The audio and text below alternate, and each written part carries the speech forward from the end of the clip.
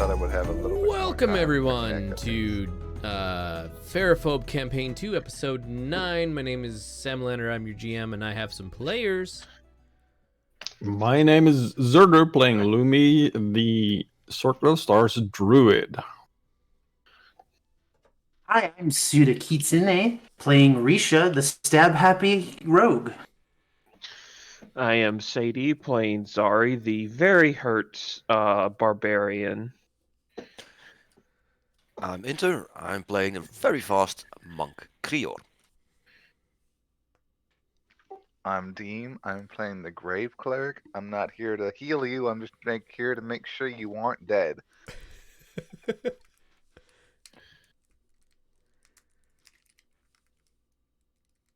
Ashes still might be making some tea. So previously, you guys spent some time in Haifa to discover the premonition that Iberkeit's mentor had. Fix mic. Okay. And then found out a little bit more about it, got some animals, and headed off back towards Miva. Pushing your animals, you think you were catching up to the caravan until you found... Yeah, well, after a sudden and startling dream by Risha, about a day later you guys found a spot on the road with some combat, or at least some damage, and you headed north to follow the trail of the caravan. You did fight a bullet in the middle of the night, seems to be the apex predator in the area, and then traveling a little further north the next day, you found a little collection of huts. Not even a village, but a place where people gathered during the growing season. In it, you found a whole bunch of cultists and some people who don't appear to be cultists, murdered all the cultist appearing people, and saved the lives of most of the not cultist appearing people. And that is where we will pick up. More murder. So the interior of the room you guys are in is foul smelling. The people in here are tied up, and well, 3 of them are currently not dying but passed out. 2 of them are very much dead, and Lumi managed to bring back to consciousness one of them, but they haven't been untied to use the restroom, or they all appear to be dehydrated. These people are in bad shape. And what do they look like? Look farmers or travelers? They're wearing traveling clothing. The clothing is in decent repair. From what you can tell, it's not. These were not paupers. Well, I'll start untying them. It's not hard work, but it is definitely you can tell by the red raw marks that these people have been tied up for several days and unable to unbind themselves.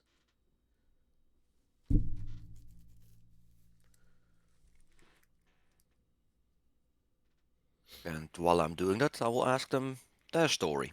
What happened? Okay. The only one who is awake is this person here. I don't know why they have the dead marker on them, because they shouldn't. There. So she is a 20-something maybe. Red hair. And Lumi, when you wake her up with your healing, she immediately flinches, and she is still gravely, well, not gravely, literally, but very injured from the stab wound that the person who came in here and stabbed her gave her, and she is scared. Lumi will just start with the easy. Danger has passed. I'm gonna untie you, and we're gonna get you out of this room, and hopefully we can just talk. So untying her is more difficult than what Cryer is doing because she's actively fighting the bonds while you're trying to do it. But within under a minute, like, you're able to get her untied, and she like tries to launch herself away towards the door, but like falls into your arm, like, and just kind of collapses into you and just starts sobbing. She is not coherent at this time. Nope, I'm just gonna not drag, but help walk her out. Right.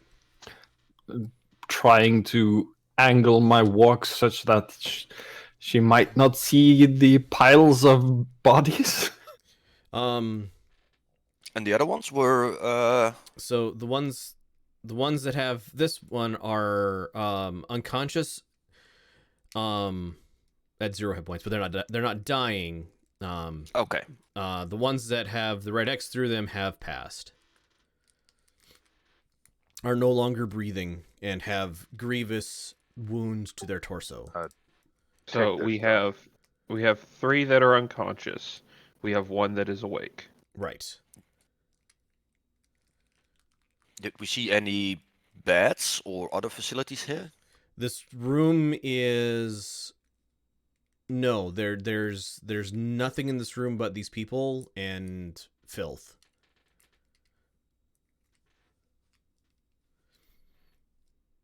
I'm gonna quickly search the small camp for a suitable rest place for these people. Yeah. Well, so the room next door has a bunch of bedrolls and stuff in it. Currently covered by viscera and gore from the battle. People got very smashed in this next room over. Looking around a little bit, anybody who's looking around this camp area, or not this call it a village area, can I have an investigation? Otherwise you can take them back to your cart, which by now, as you guys have pulled up, somebody's come up and pulled up into the area. 21. Okay. 17 from Iberkeet.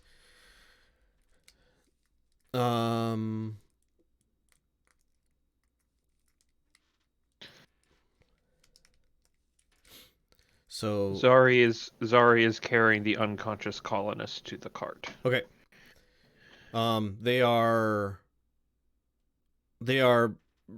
like, you can tell they're not resting easily. They're heavily injured, but relatively easy to carry. None of them are terribly heavy. Say there's 3 male colonists. 3 the living 3 of the living were male, and the one who is awake is female. It is noonish from what I remember. You guys can correct me if I'm wrong. The day is bright and sunny and warm. And yeah, you're able to get them out to your cart.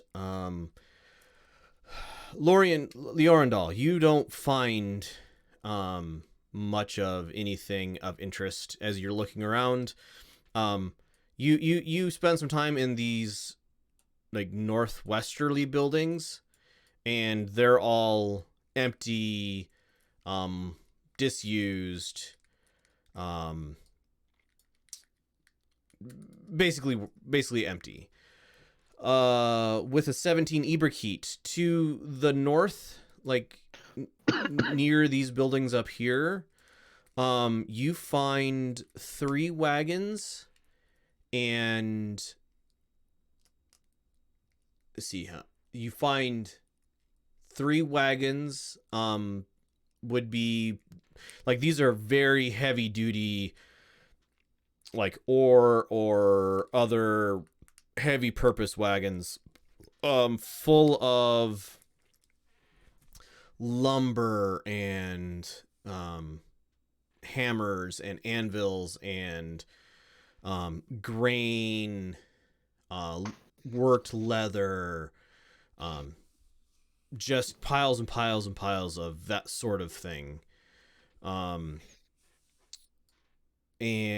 Cryor with the 21, you walk into this building over here. You have to like force the door open. But you're able to after a moment or three. And draw shapes. Ha ha ha. Circle. Good enough. So in here there is a circle on the floor in the dirt floor. And in the center of the circle is a pile of 5 bodies with a gently glowing game tools. Haha.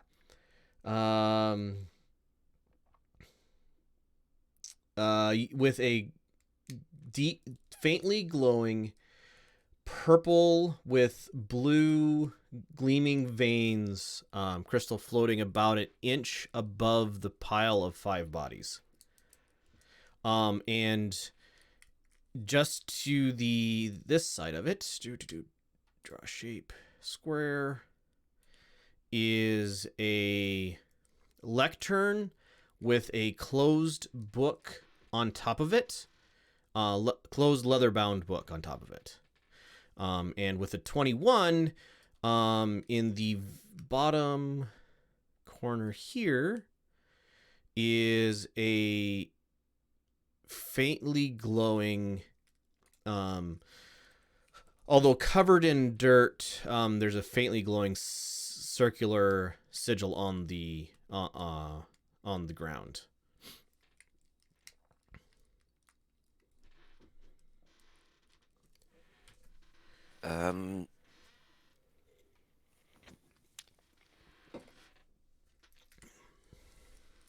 Yeah, I leave this alone for now, Okay.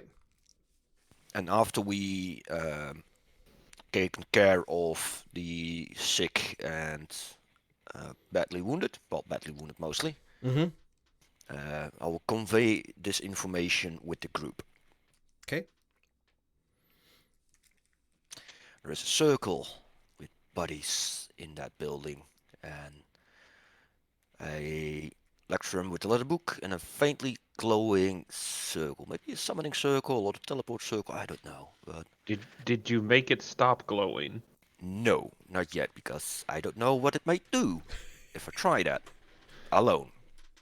Eberkeet, can you go make the circle stop glowing so we don't have something come in and try to kill us?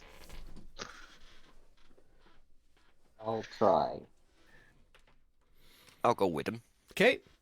So this circle is not glowing. This one is the one that's glowing. Yep. It is buried slightly under dirt. Looks like somebody basically tried to make it look like it was dusty or dirty or like unused. Eberkeet, could I have a Arcana check from you? Well, Ibikit is busy with that. I'll investigate the book. Okay.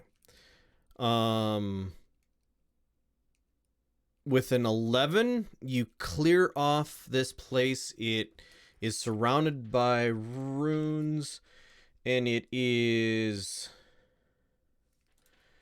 I need to look something up because I never remember what school of spell this is. Oh,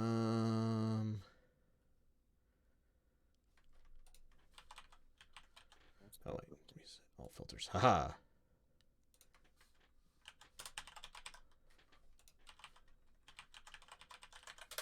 Okay.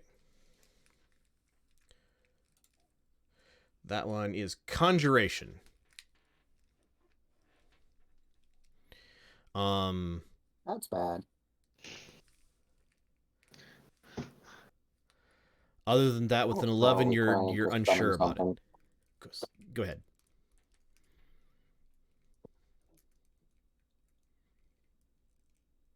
Sorry, I was talking over. What did you say? So that's probably trying to summon something. You want to try to break it? Mm,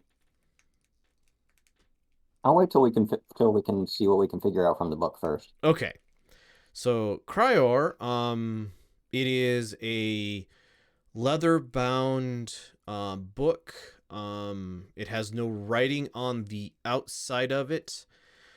It is like a few pounds. It looks familiar to you. You think Iberkeet has something similar.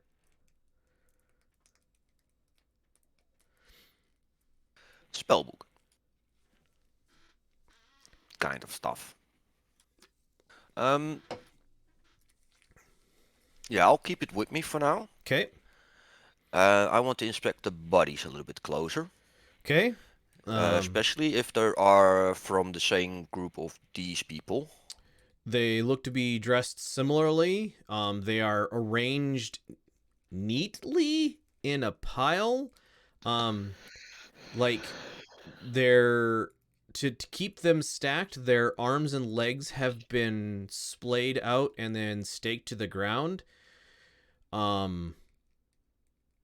Give me a healing check, medicine check. Or I'm trading Arcana as well. Medicine. Probably medicine in this case. Ouch. A 9. They're dead? Yeah, they're dead. Thought so. Have been dead for some of them several days. I'm gonna call Lumi over. All right. To inspect this. Lumi. So Lumi, you've been helping out people get settled over by the cart. Nobody's any danger of dying. The person who you revived is still like shaking and crying and has accepted like a water skin to take a sip of water, but is otherwise incoherent. Well, as long as she isn't actively trying to run away every 3 seconds anymore. No, she's I'll- stopped trying. I'll saunter over to trying to figure out where Krior is shouting from. Not hard to figure that out. There's not many buildings you can go wrong into. Hi, Krior, what's up? What do you make of this pile of bodies? I know they're dead. Yeah, I was about to say they're dead. Let me have a look. Okay. Again, Guidance on myself. there you go. So stack of 5 bodies, staked to the ground, and faintly glowing purple-blue crystal above them. So 18 total. 18 total.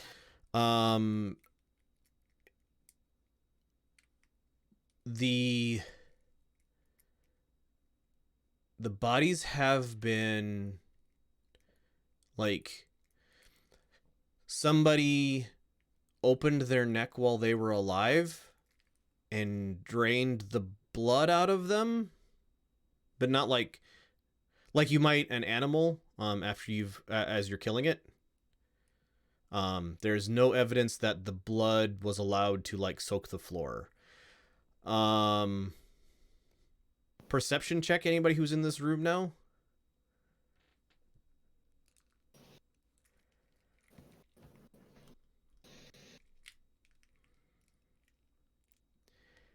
Plenty good enough. Everybody got high enough to now notice the interior of the space is very dim, but you can now see that there is some sort of writing all over about half of the interior walls of this place that is a brownish red color. You're pretty sure that's where the blood went. What language is the writing in Macabre, as it might be being written in blood?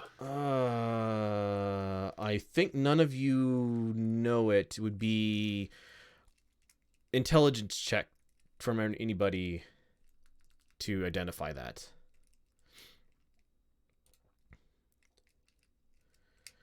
Eberkeet got it. So that should have been a 12. Eberkeet didn't get it. Well, no, 12. Yeah, it's above 10. You've studied things. Really need comprehend languages. You have. I'm If you have I comprehend, also- that will. Comprehend language will give you everything, of course. Yeah, I really need to learn it. Aha. Yeah, nobody has this language. Okay. So anybody getting over a 10 on in their intelligence check, recognize this as the chaotic demon. It's abyssal. Yeah, abyssal.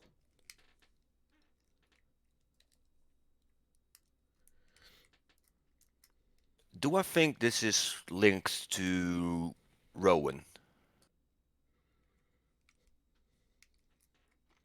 He wrote Rowan his stuff on the Everblight. walls in Sylvan. Yeah. Yeah, he has another language, right? Yes, it was a different language than the one Rowan was writing in.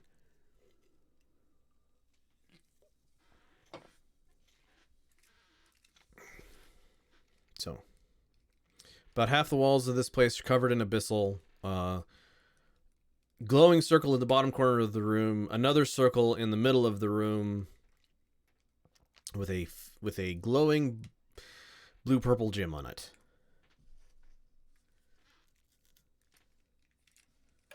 Do I know what kind of a gem it is?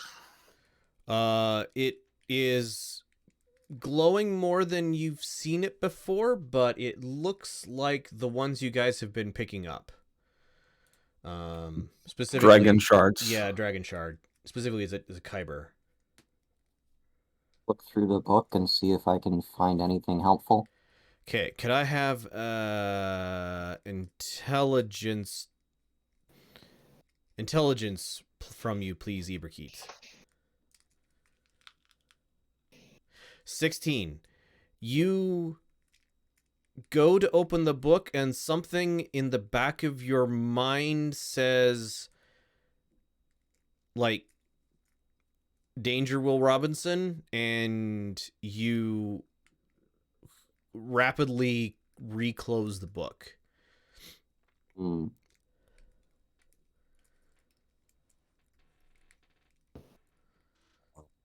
gonna have to figure that out, but that's gonna take time.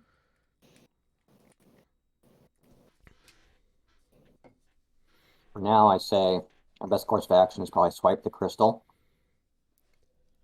And then if that doesn't shut down the lights, then we smudge the circles. Yeah, thanks. Agreed. Do not like circles with bodies that have been used for ink or in and so forth. So yeah. This smells like it's supposed to move something from some place to another place, and given that there's abyssal on the walls, I'm guessing they were trying to summon a small deep. I'm They also could have been trying to access the abyss themselves. I'm trying to knock the glowing crystal with my quarterstaff. No problem at all. Quick wrap of it, and it falls off of its hovering place on the pile of bodies, and falls down and is floating an inch above the ground outside of the circle.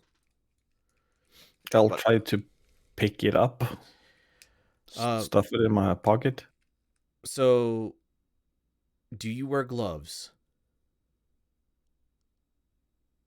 Nah. Okay. So, as you pick this thing up, it is slightly warmer than body temperature, and vibrating is the wrong word. But it's the right, like, your hand tingles a little bit, like the thing is vibrating, but it's not actually moving, if that makes sense. It's thrumming. Yeah, that's a good way to put it. But you're able to pocket it. It goes inside your pocket. The glow is like, it's, if you open your pocket and look in, it's still glowing, but it's not bright enough to like make your pocket glow. Well, we have another dragon shard. Active, it seems. Not sure what that's about. I look at the lights in the corner. Are they dimmed? It seems to be the same. So the circle in the corner hasn't changed at all. Correct. With the small glowing circle, I think we should try to. Yeah. The larger circle might be powering it, so we should probably pull the bodies out of the circle. If that doesn't work, smudge the larger circle, and then if that doesn't work, smudge the smaller circle. Does the bodies on the pile still have their dragon marks? They're wearing clothing, but you think you see one on the arm of one of them. Well, we're not shy about stripping dead bodies. Fair enough. Yes. So if you're willing to strip a dead body, then yes, the dragon mark is still there. Yeah, but if I see just one of them as part of it or something like that, then that's okay. Right. If we don't have to, we won't. Right. They're wearing their clothing still. They might, like, they're the one on the top of the pile has the most obvious set of like rope burns that is separate from the set of like marks from like the bruises from the ropes that were tying them to the ground. And as you like unstack the bodies carefully, the rope burns become less strong, but they're still bruising and stuff. Is like, these people were awake and fighting whatever was going on as they were staked here. Right. Should we try to transcribe what's written on the wall, or see if we can decipher it at a later date? That might be dangerous in and of itself if it's a spell.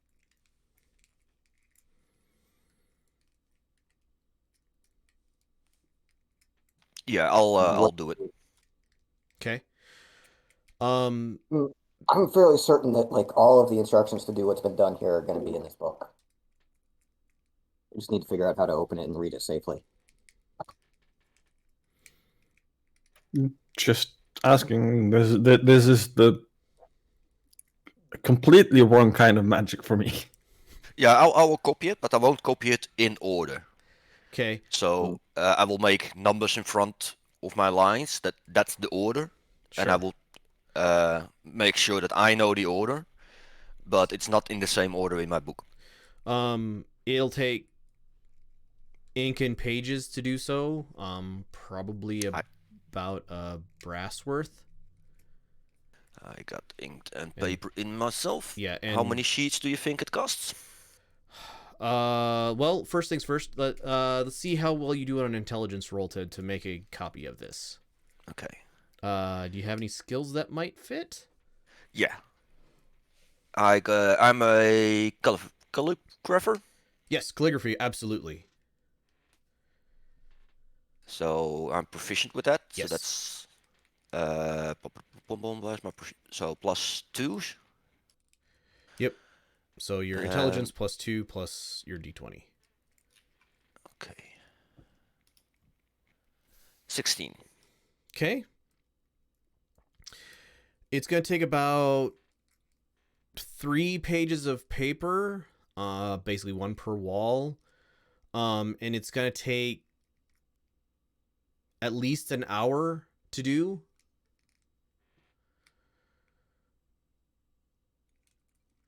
Meanwhile, I'm gonna try and just drag my foot across the big circle. You're easily able to, like, you now have a big circle with a line in it, because it was whoever did the circle on the ground, like it's made by digging a little bit into the dirt floor, and so like yeah, it's broken now. I will repeat said line making a couple of times around the big circle Okay. to see if it does anything with a little circle. If not, I will go try and drag a foot through the little circle. All right. You're doing this with intent, and you are a spellcaster. Give me a Arcana check, please.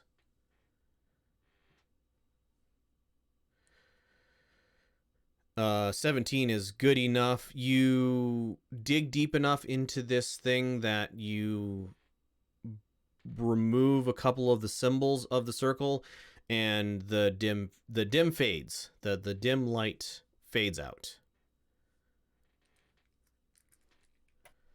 Well, that seemed to have worked.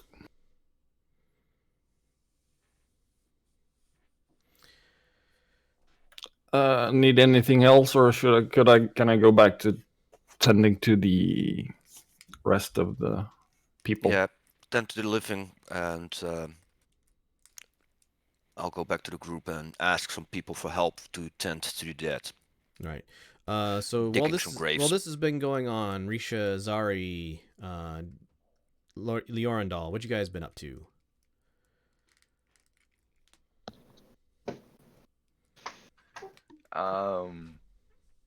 My knee-jerk reaction response is murder, but that is not what's actually going on. No more murder to do here unless you want to kill people who were tied up. We could. I don't think I want to, but we could. Mm-hmm.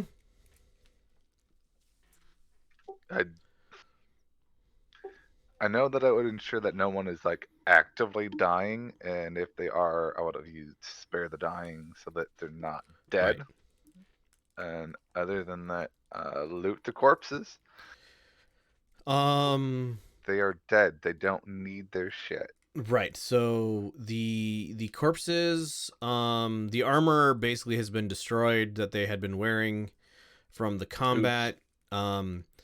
There are, you find what, 1, 2, 3, 4, 5, 6 scimitars, 2 daggers, 150 brass in mostly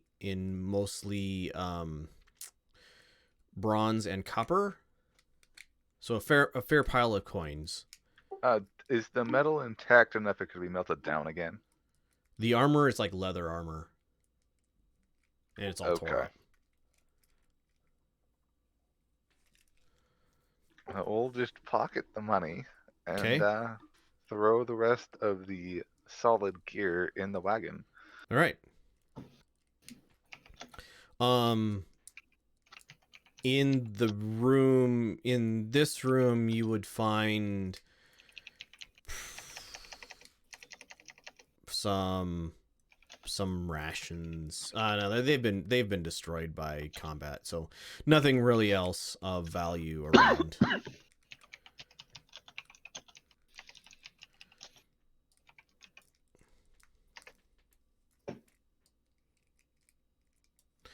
Zari, what have you been helping up with?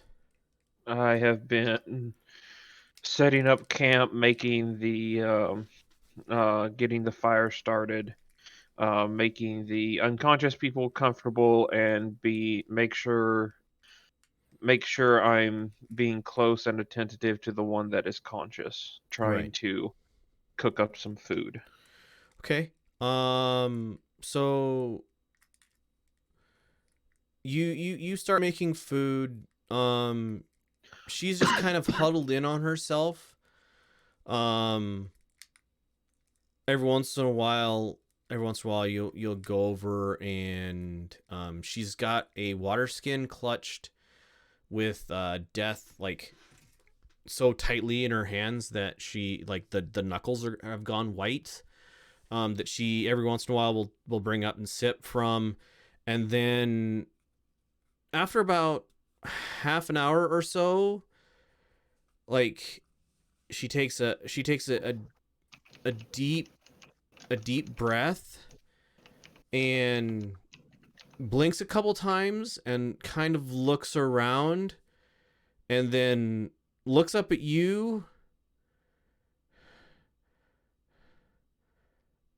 Zari? Oh yes. Give me a wisdom perception.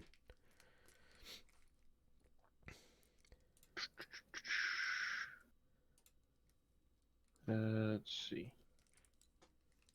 Yeah. Not too good. You don't recognize her, but you recognize that she recognizes you. And she looks up at you, Zari? Yes, did- yes. It's Is it, are we, where's you're everybody sa- else? you're safe now. Everybody else is the others are investigating where the others are. These are the ones that were able to that were unconscious. Can you tell me what happened after you all got to the crossroads? So, and she's like this. I'm probably not gonna say it the way. Well, I'll try. So, we were going to Miva to get stuff ready for a bigger caravan to come later, and we were gonna get some buildings kind of ready and a place inside town that was safe so that we could resettle it eventually, because you guys went in and got rid of the danger that was in town, or that's what we had been told. So we were traveling along, hired the wooden limes to help us get there, just in case of animal attack or something. And we 3-4 days ago, somewhere, it's really hard to tell how much time. 2 days ago, 2 or 3. Anyway, a couple days ago, we were sleeping at night and were woken by screams, and Rory, the leader of the wooden limes, was he was surrendering to somebody in the night. They had shot a couple of limes, and he was surrendering, and so we all surrendered because they were our protection. And these people came up to us and bound us and put bags over our heads and loaded us onto the wagons, and we traveled to the north, and we took about a day. Go ahead. Yeah, and they brought you here, right? Right. And okay. That's all I need to know. You don't need to go any further. Oh, okay. Okay. Thank you. She looks around and sees that there's only 3 others, and she catches her breath again, and you can tell by it is sheer will that she is not sobbing at this point. Mm-hmm. I'm going to have I been able to cook like a bowl of oatmeal yet?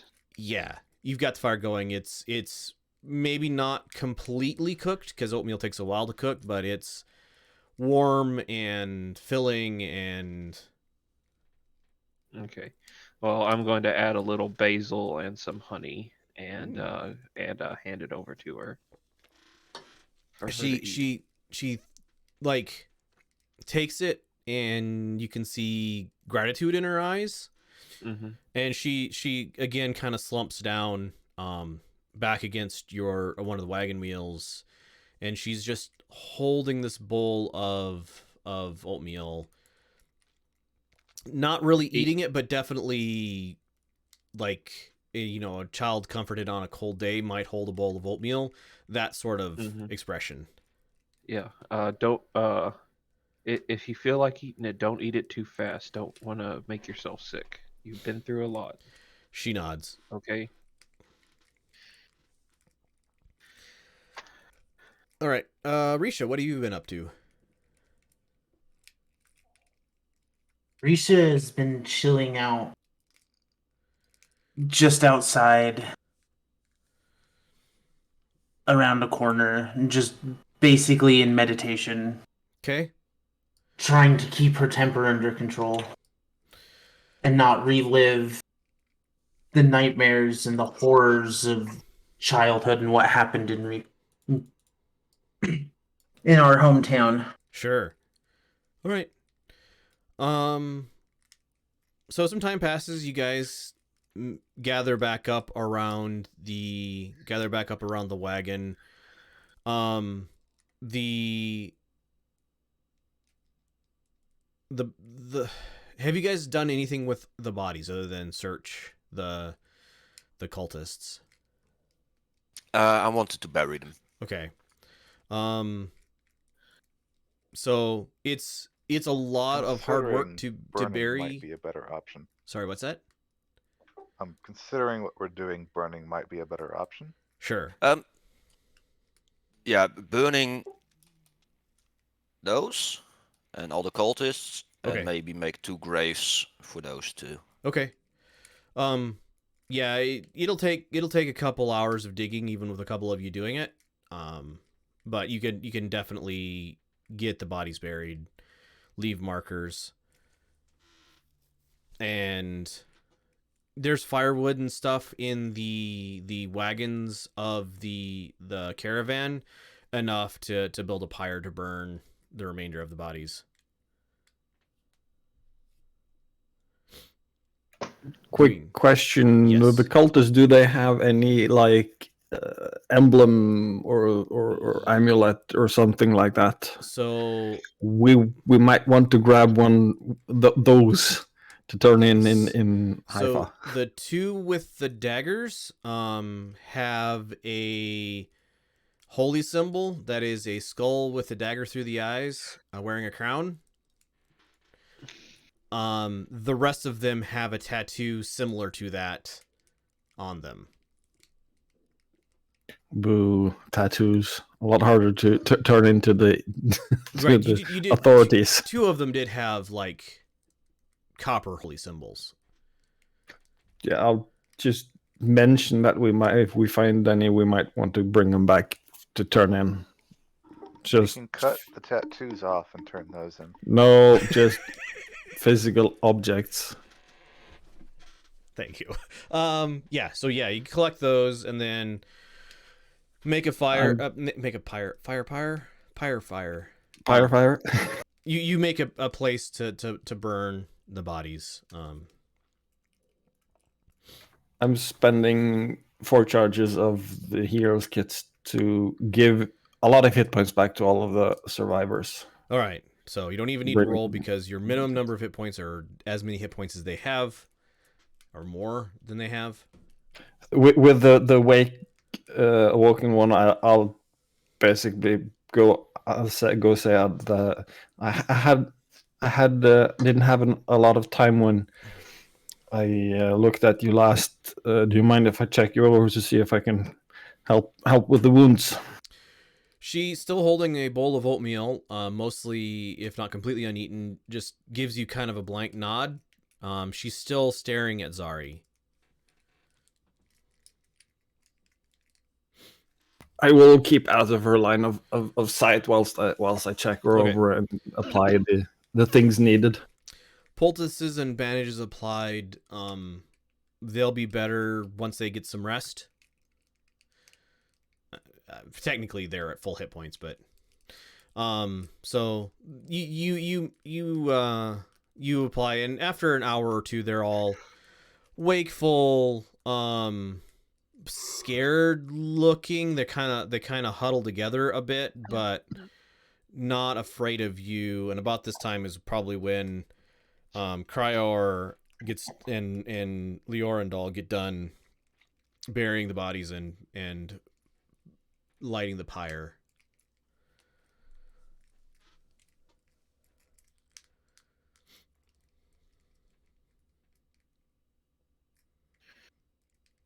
Right, so that was an event. Sorry, all the digging make me hungry. What do we have? I got some oatmeal cooked up, and I found some salted meat in one of their wagons that I am cooking up here.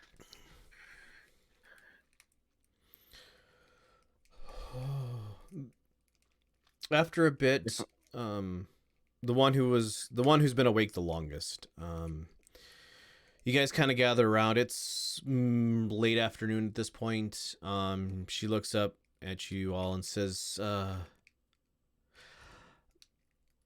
"You guys are an adventuring group, right?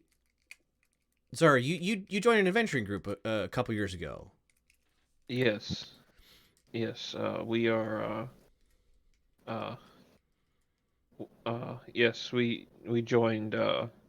We formed our own adventure group. Oh, okay. Well, I don't know who sent you out here, but they deserve every like every copper they spent to get you to come out here. You guys deserve. Thank you. I'm feeling a little better now. I don't recognize all of you. I'm Una. Um, uh, Zari and I. She was a couple years younger than me. We hung out when she was just little. I'd like to do a history check to see if I recognize her, given that me and Zari are about the same age. Sure. Yeah, you recognize her. She's older than you by. Well, how old are you? We're both 24. We're 24. both the oldest. Oh, so she's older than you like by 2 years. So absolutely, you guys ran the streets together. Zari seems to have made a bigger impression than you did, Lumi. Possibly because Zari at that age would have been as big as her or larger, despite the age differential. Yeah, and then there's weedy little Lumi, Yeah. always lagging behind. Big- Was Uma? Una. Was Una? Hold on, I will copy it Una. into the chat. I wondered what happened to you, Una. Oh well, I started working for Osin. He's came back to town a couple years ago, or no, like more recently than that. You guys all recognize that name. He's the merchant that had just recently returned and owns a significant several buildings in the city of Haifa.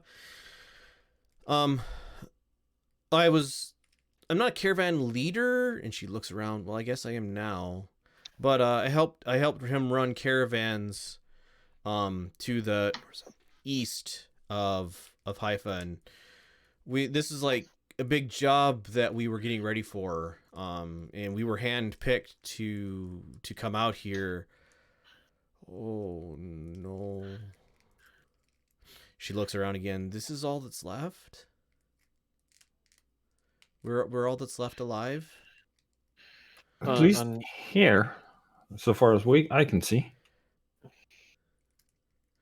There were 12 of us.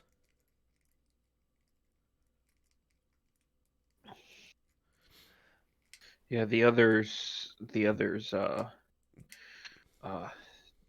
didn't make it. They were, well,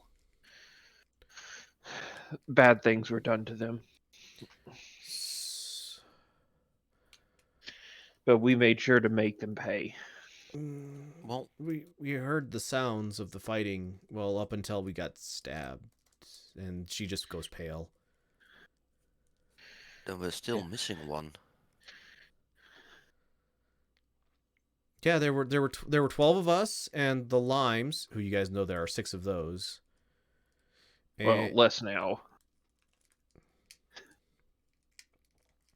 oh, well, they didn't. Did they bring the bodies with them? They probably are in the wagons if they brought the bodies with from the conflict at the crossroads. You guys found no bodies in the wagons, and you found no blood on them either. The quick just reference question: how far back was the offshoots off of the path we found tracks? So that's about a day and a half back. Oh, the offshoot from here about half a day back. Sorry. I thought. Hold on. No, it's more than that. So the offshoot was like a couple miles from the original parting of ways. I got to remember my geography. So you guys found the footpath coming this direction. And a couple miles from that, there was a game trail that had 6 sets of footprints heading towards the east.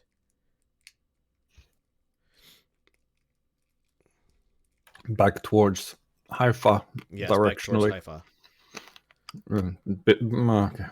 And from that game trail to this village, most of a day and a half, because that was just a couple miles north of the main road, Yep. and you guys traveled on this side footpath for a day and a half. Well, that's too far for me to send a familiar to go check out. Yeah, you're talking 30 or 40 miles. You cover, maybe 20, 25 miles in a day walking or wagons. So I guess that you worry, the leader of the Uno Lions, chickened out with their group. Well, they got taken. Una says that they got taken with the caravan. I suppose while they were making their way up here, they made a break for it. Because they probably weren't. There's probably too many there's probably too many of them to watch, and it was the middle of the night. So they made off in the darkness, which... Could I have a survival check from you, Zari, please? Let's see. DC 5.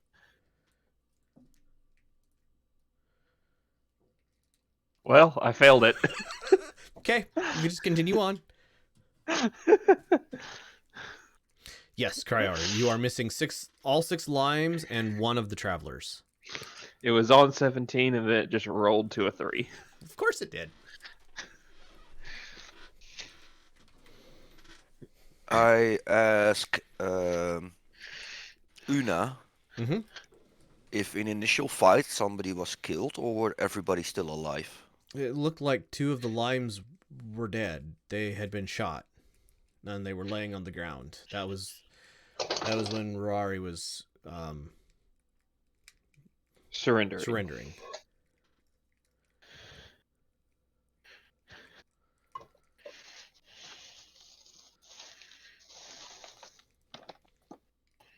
Okay.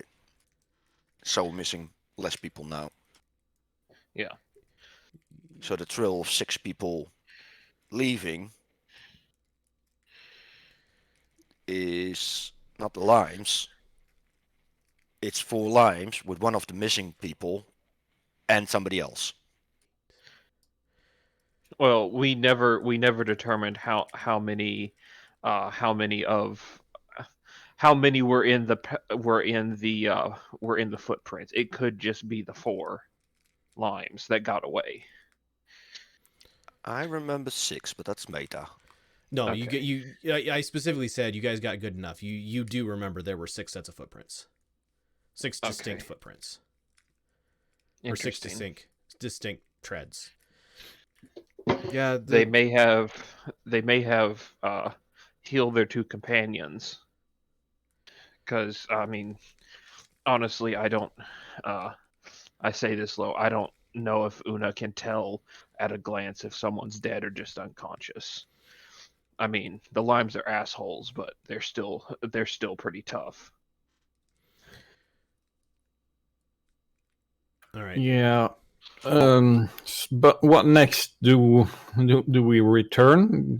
It seems like a few There's people too short to actually set up for the next.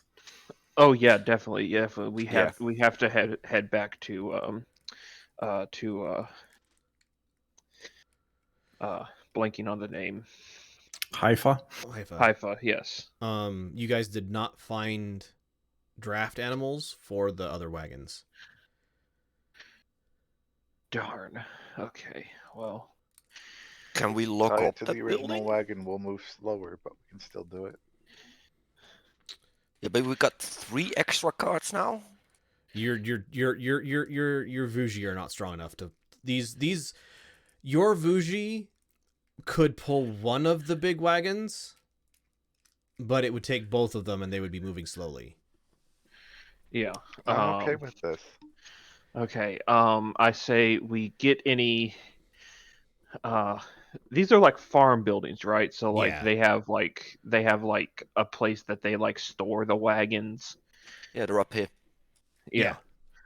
Okay. So what we do is we get the wagons into the storage building. We take any of the valuable things on it, or any of the food and stuff. Right. Load it into our cart. Load these 4 into the cart, and then we head back to Miva, and then we tell someone that the carts are up here. They can come. They can come get them. Sounds She like a plan. Una looks at All right. the wagon. Like she follows you over once you identify where the wagons are at, and she kind of looks at them and goes, "Looks like they didn't mess anything up too bad. The food will keep, and everything else is real bulky. I he Oisin, he might send another one. He might just want to have everything here. If it's Because okay, if we if he just sends leave." it, yeah, if he sends another band of settlers, they can just come up here, grab these, and head on to Mifa without having to get more wagons. She Yeah. nods. If you guys are okay with that, I think we just leave it all here. Rather, she's gaining some confidence, and she stands up a little straighter and says, "No, these are my responsibility. I will take if they're gone by the time somebody gets back. I will take responsibility for that. Leave the wagons here." Yeah, You, we'll definitely make sure to lock them up. I mean, right.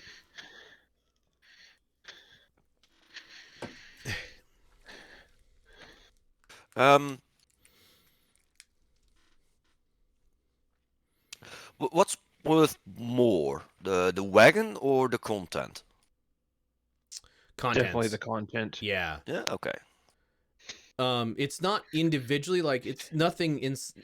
There's not piles of brass here, No. Just but a wagon full of grain is worth more. The grain is worth more than the wagon. right. So Yeah. these are large bulk wagons. Like These there are are like these are like merchant caravan wagons. right. There are literal tons of stuff here. Yeah. Well, I'll pull out my shackles Sure. and I link 2 of the wagons together on the wheel. But so it's difficult to move, and I give Una the key. She nods. We don't have to stay here tonight, do we? As it's getting towards evening. Um, I think we can head a little bit away and make camp.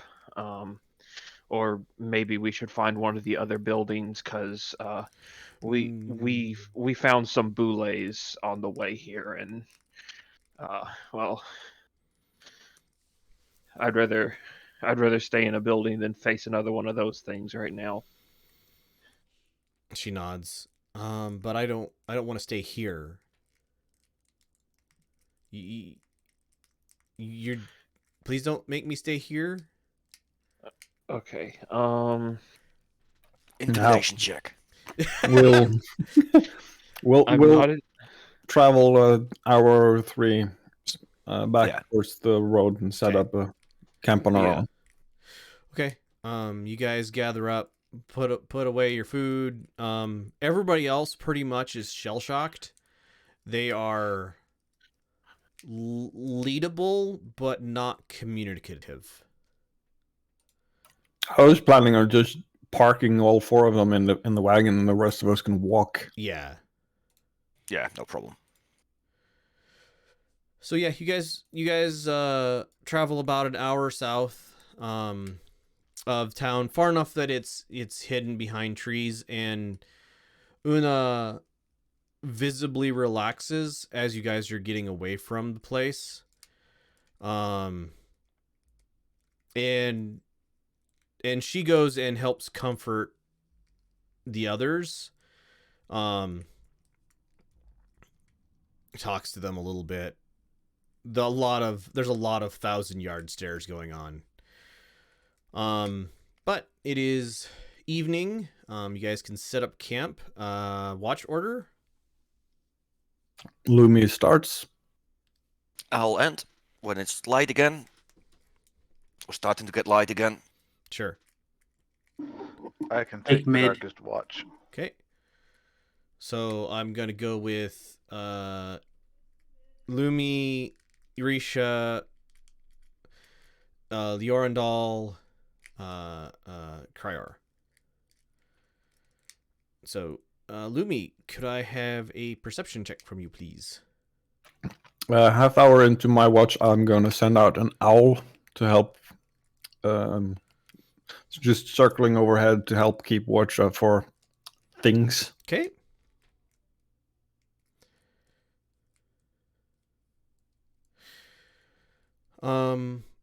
Your watch is uneventful. Doing your weather spell. Clear skies for the next 24 hours. All right. Risha. Mm-hmm.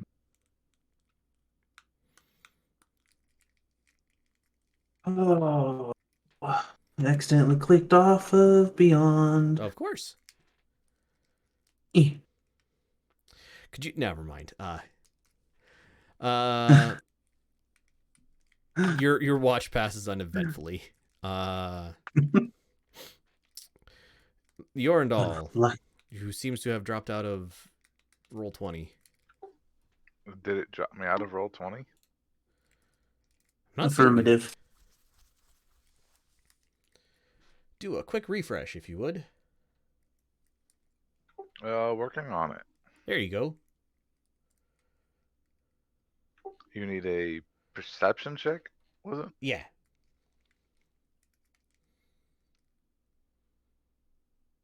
I am prepared to fail. 14. All right. Best roll yet. Yeah. Again, your watch passes without incident. And ending with Kryor.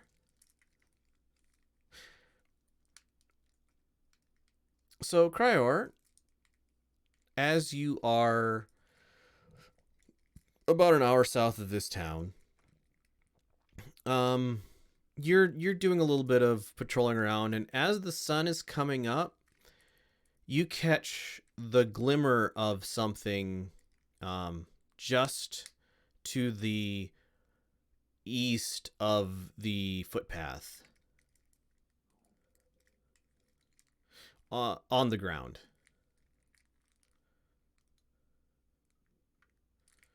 And I catch a glimmer of what? Something. How far away? 20, 30 yards. How much feet is that? 20 yards is 60 feet. 60 feet? It's Yeah. just times 3. Yeah, just times. I will just go and investigate myself. All right. You go off the path, or you go out and check it out. And in the overgrowth, next to an old fallen tree, so when a tree falls, a lot of times it'll pull the roots up, and there'll be a depression behind it. So in that depression, just high enough to catch the light, you see a small broken chest. And there are 50 bronze pieces just kind of in what looked like had been a secret stash.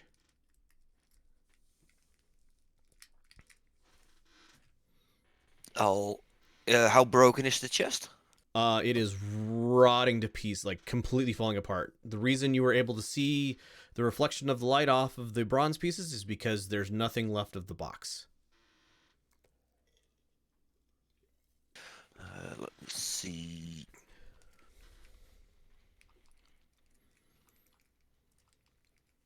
Yeah, I'll just grab the gold or the bronze, the brass, and I'll go back to the party. Okay. Was 50? 50 bronze, so 50 silver equivalent.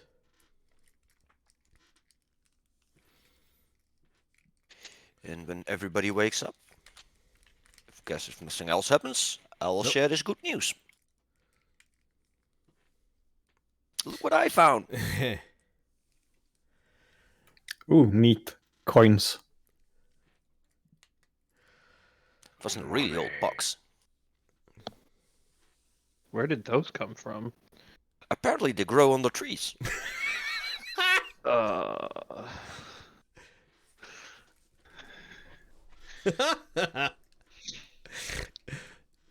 That's all I'm gonna say. You guys It's wake too up, early for this.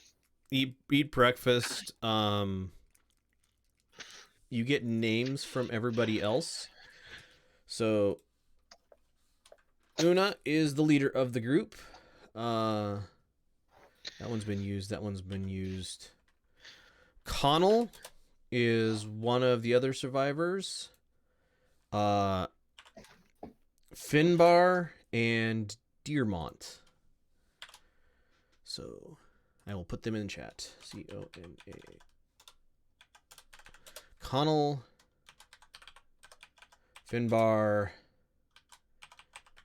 Dearmont. I'll do the obligatory just how are you feeling? Does this hurt? Stretch to your leg, say during breakfast. Just to see if what state they're in. Pretty heavy shock. They're talkative, like they're you can coax them out of into conversation, but mostly they just 1,000-yard stares. Yeah, I'm just trying to coax out the yes, this hurts. No, that doesn't hurt. Right. It's easy answers. Yep. Working around their stares. Yep. So they're able to respond in that way.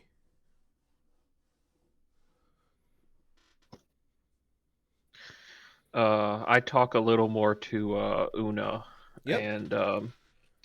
and tell her, nobody paid us to come get you. Iberkeet got a message from their teacher and telling us about you, and we came on our own. Nobody's paying us to come. Nobody paid us to come get you. Of course, most people didn't know you were gone, but She looks at you all and just kind of wonderment and goes, adventure, like, you guys are mercenaries. That's what adventuring guilds are supposed to be. And she's just kind of like breaking down. Why would you come and save us if you weren't getting paid for it? We're not mercenaries. We're heroes. Just like bark of laughter and just like draws anybody who's nearby into a hug. Somehow, Risha, you're nearby enough that she grabs you.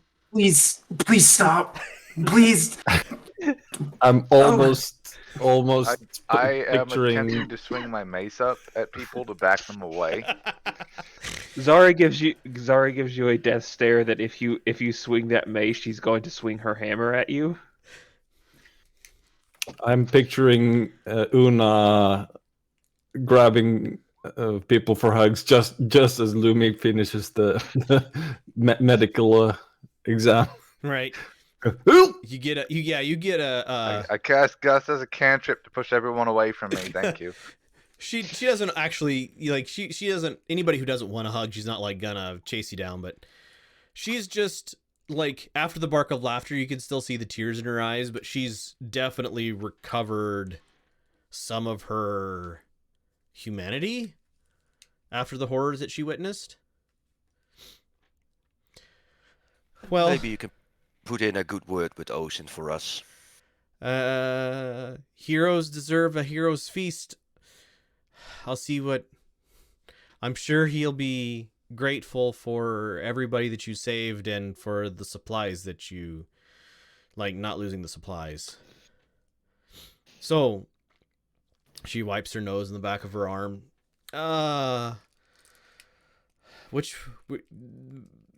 This way, right? Let's go. Let's get back to Haifa. Yes, let's. Whenever we get near the off the trail, game trail, Yes. I'm sending out a hawk Okay. to look down that path.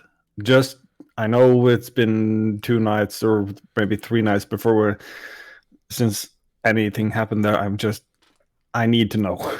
Okay, so it's about, it's just before noon when you get back to here, back to the offshoot.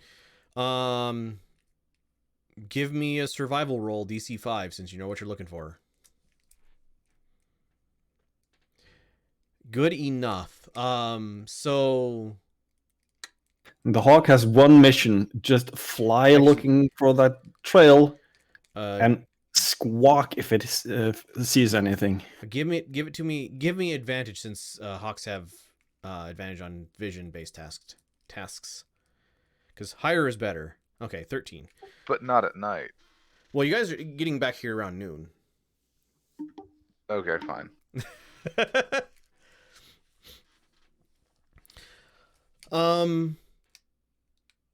So 6 sets of footprints. They're like different shoe sizes and tread patterns and so on and so forth. These are not people running or like spread out and trying to sneak away in the middle of the night, or just six people following roughly a game trail heading towards the east. How far away can your animal get?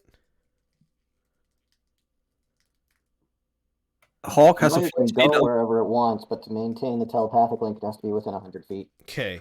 It can fly at the speed of 60 feet. It can dash, and I just wanted to squawk loudly if it sees anything, like human people. Oh, yeah. Not animals. No people or anything. Nope. So there's an hour of trying to listen for. Yeah. the hawk. Given that set of parameters, you do not hear a screech from it.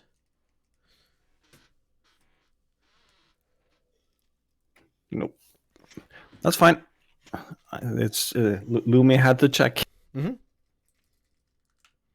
Do you report back? I haven't heard anything from the hawk, so nothing. No, but about the trails. I was picturing either we did it. We waited an hour because that's how long my companion can last, or I just sent it off and just kept listening for it while we were traveling. I think Cryer's more asking about the description of the footprints. I thought we all could see those at the start of the trail. That's what the survival roll was for. Yes, I'll explain those. That they didn't look hurried. Not sneaky, not hurried. Yep. They probably saw an opening while they were traveling up this way and just bailed. Well, I would think they'd have more pizzazz in their step if they were trying to get away from cultists. Yeah. More speed or more stealth? This is, hey, let's go take a walk. Not, let's try to get away. Just my 2 cents. Walking slowly away or at a normal pace while a bunch of noisy carts are rolling down the road is pretty stealthy, especially in the middle of the night.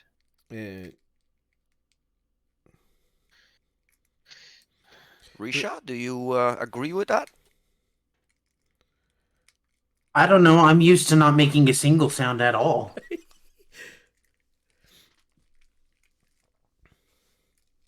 You guys get back to the main road. Turn towards the east. It's around noon. Could I get a perception check from everybody?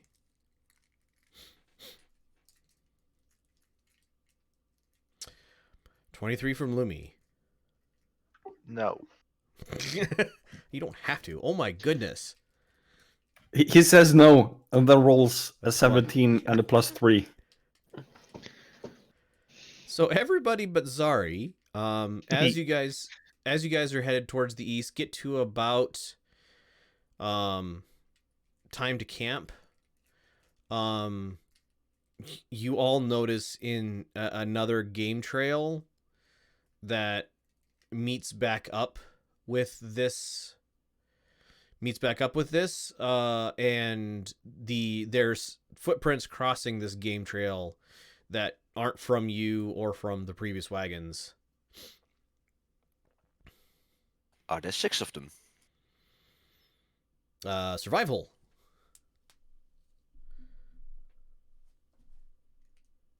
Yes. And do they cross our trail or just get on the road? You see them crossing the trail, and it looks like in onto the road, and then you lose it in the hard packed earth of the road. Yeah. So they are on the way back to Hiva as well, probably.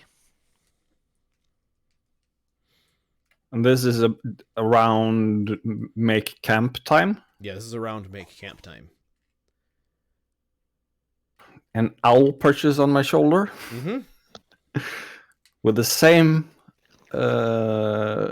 command as the hawk got. Just follow the road and make noise if they see another human camp. Okay. So an hour at 300. So 360 rounds. How many feet per round? Given that it's a spirit and not actually an animal, I would say it wouldn't have a problem with keeping up 120-foot movement. Okay, so 60-foot fly and dash. Call it. You can get about A mile? That doesn't seem right. Closer So to 10 miles. 10 miles. Yeah, that seems better. Like Um, 7-ish miles. I forget how exactly how long a mile is. it's 50,000-ish feet. 56,000 something or other, I think. So yeah, 7-ish It's miles. 5,000.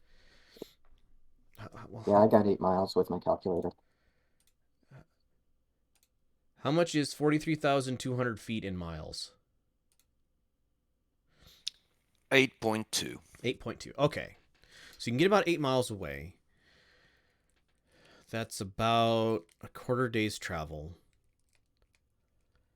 Give me a perception check for your owl with advantage.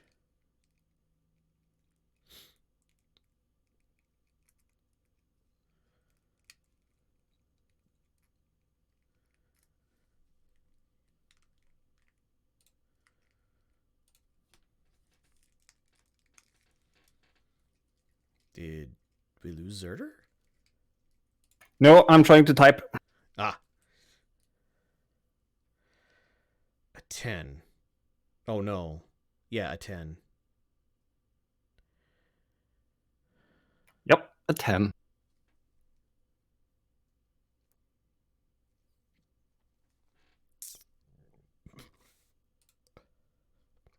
Okay, no screech from the owl. Well, that's me.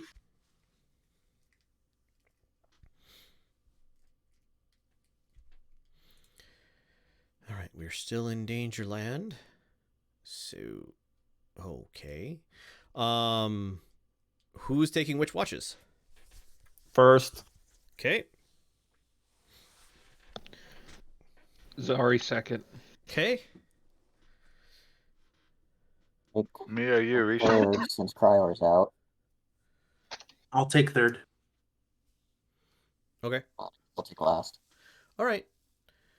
Ibriki, are you just keeping a hold of the spellbook, or are you trying to do stuff with it as we're traveling? I mean, I've probably used detect magic as a ritual on it at some point. Okay. It is magic. It has magic in it. Is probably a better way to put that. So, The fifth sheet down is magical from the opening. okay. That's probably the best way to put it. What school? Abjuration, I'm gonna say almost certainly. Abjuration is the defend, protect, alarm school. I Some gotta. ideas of what that could be. I Nope. think. Oh, it's not that. I don't want to say what it is out loud because then it would give it away. Yeah. Uh. Yeah, I want to get to where I have better resources before I try actually messing with it. Whisper it to them. Well, I don't want to give it away to anybody.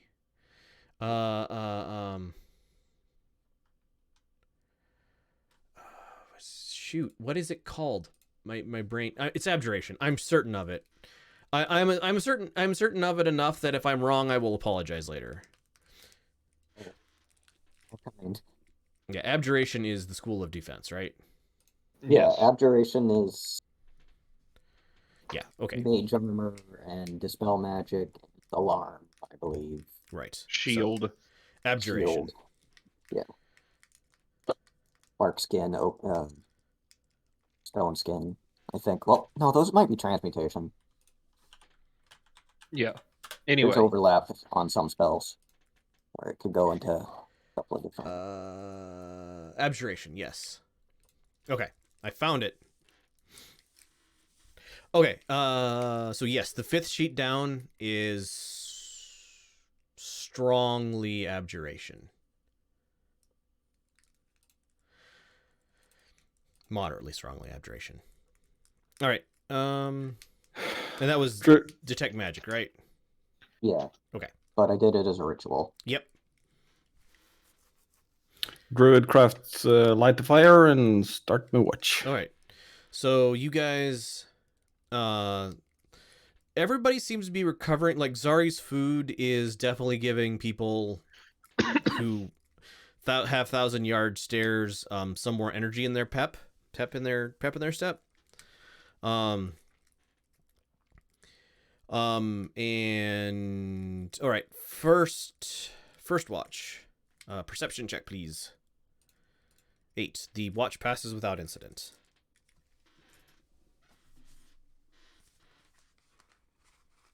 Second watch. Second watch, perception, go. 10. You have night vision, right, Zari?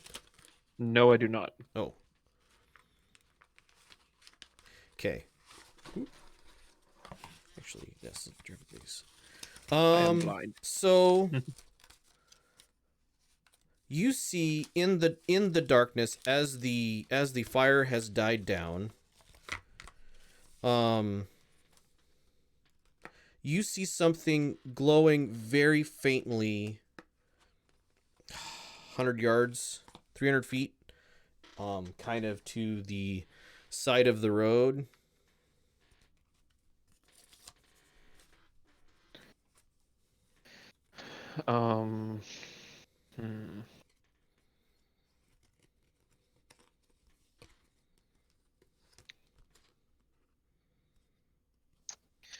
Do I wake somebody up?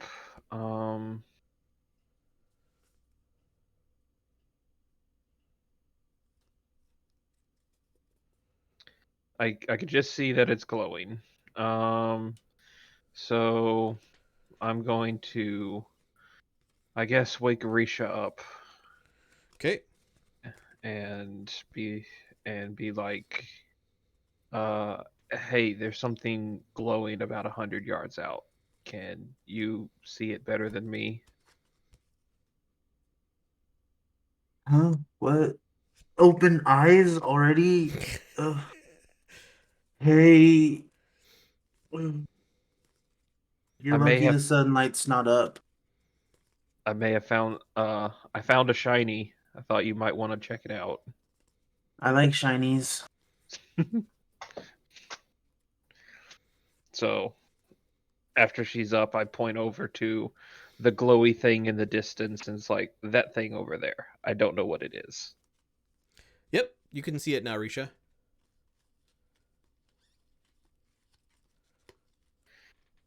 It is a It is small shiny. object.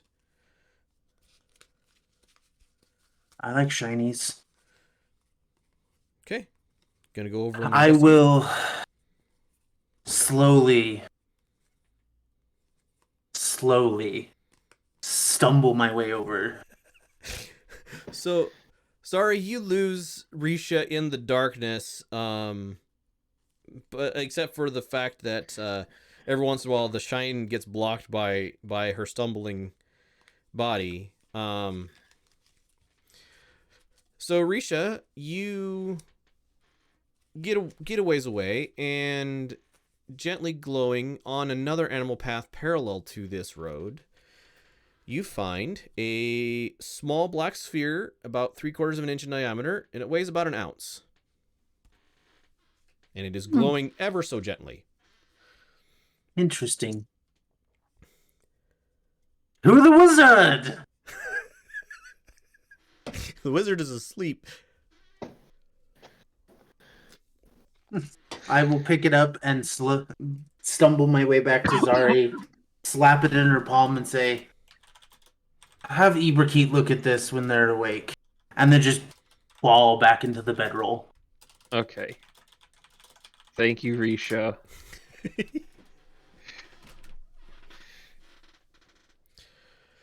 All right. Fourth watch. Third watch? Question mark? That Third, yeah. Oh, third That was watch. second. That would be Risha. We will get another perception check. Too tired. Yep. Having been woken up once and then you're just all right, fourth watch. Awesome.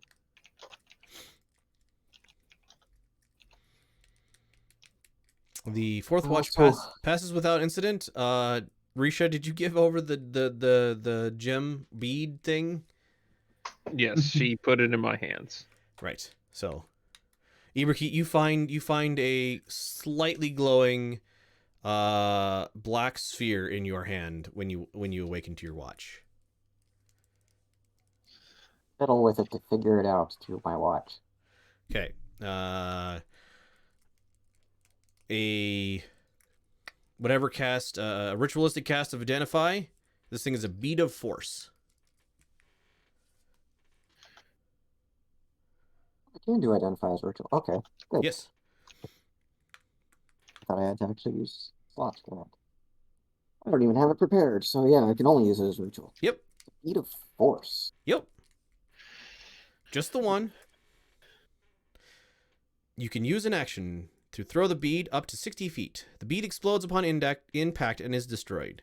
Each creature within a 10-foot radius where the bead landed must succeed on a DC 15 dexterity saving throw or take 5d4 force damage. Sphere of transparent force then encloses the area for a minute. Basically, it's a boom trap. I'm going to hold on to that. I heard that. All right, and it is now the next day. You guys are currently half a day, 2.5 days. Okay. By the end of today's travel, you are out of dangerous areas, so I'm not going to do any more perception checks. After two, you get back. Go ahead. New daily ritual whilst we're having the slightly shell-shocked travelers with us is the does this hurt? Look over there, open your mouth, say ah, medical checks. Just make sure they're improving, if ever so slightly. Yeah, both mentally and physically. Physically, they're fine? Question mark. Like they'll recover. Mentally, these people are gonna have some PTSD. But they are cognizant and conscious. Like they're not zombified. But there's definitely something dead inside of them at this point. Even as recovered as Una is, she's still haunted looking. Yep, and just basically Lumi's trying to just interact with them in a very methodical way to just at least keep them from going backwards. Right. Yeah, they're not going backwards. They all seem to relax a bit as you guys can see the like farm land around Haifa. And you guys are back to town. Before we are back, Yeah. I will ask Lumi, is it a good idea to take these people to the monastery so they can recover in quiet?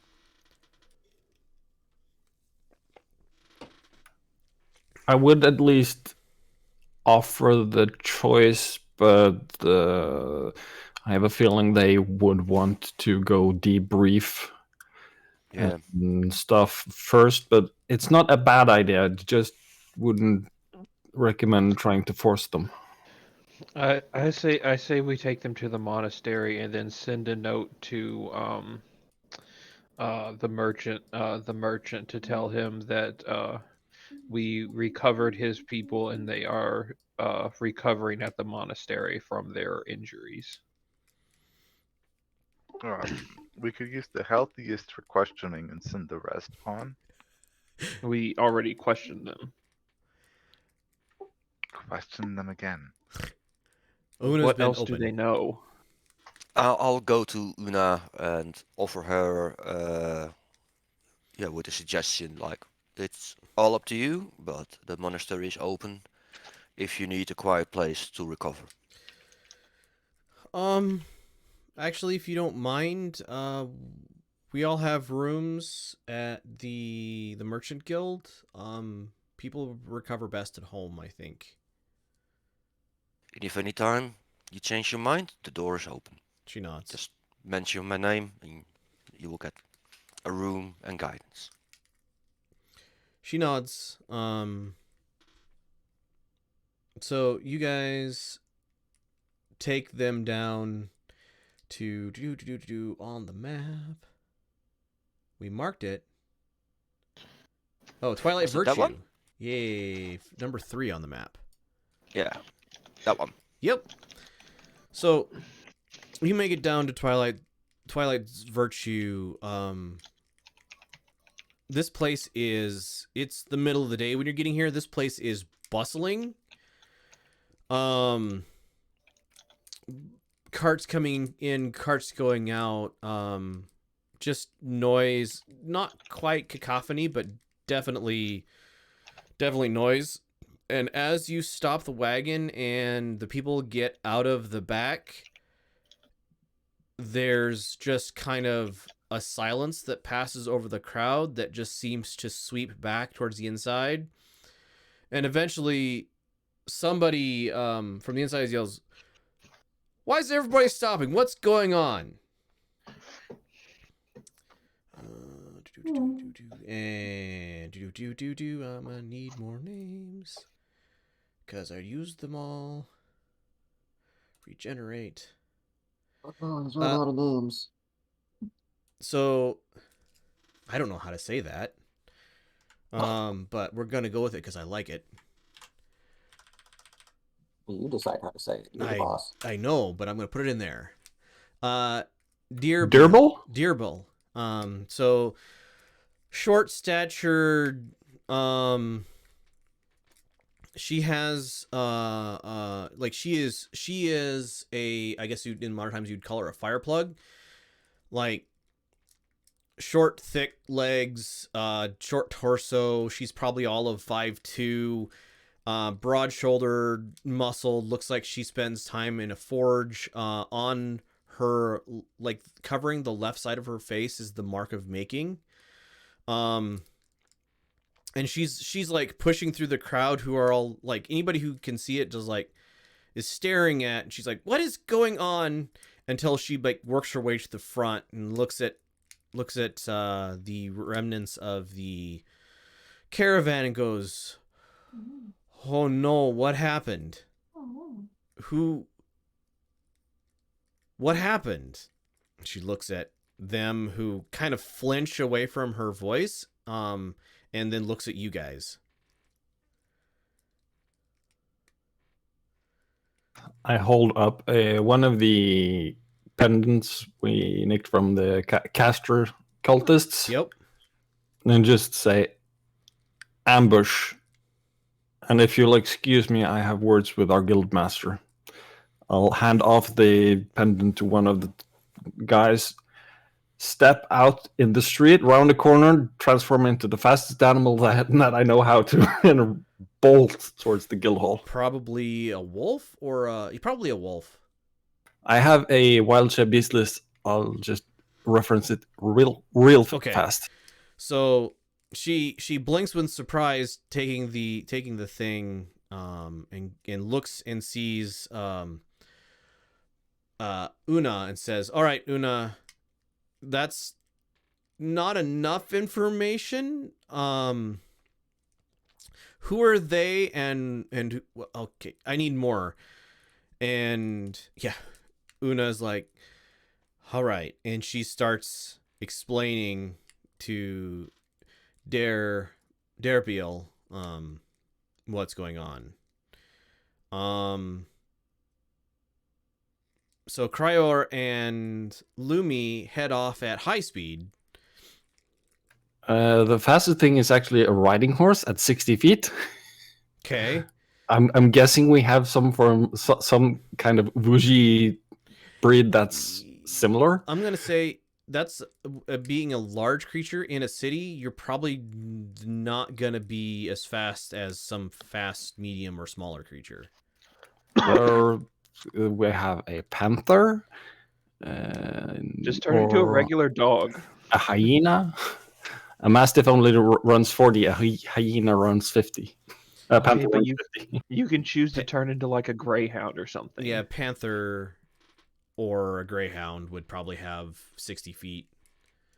A panther has 50 feet Yeah. of speed in You might not grow in into a greyhound, but DB. yeah, a panther probably be your best bet. No problem. I will slow down for you. All right, so So around the corner, and no longer is Lumi starting to run off, but a panther is just bolting off. all right. Depending on how close Krior is, he might not see Lumi. He just sees a panther bolting off. Right. Yeah. Everybody else, you gonna hang out here or what you doing? Una is Blow up the explaining. world. I mean, that- what? Una is explaining. Kind of hushed tones. Meanwhile, Derbiel is like yelling, like get back to work. And she like holds up a hand and summons a couple people who lead everybody who isn't Una of the caravan off, like kindly.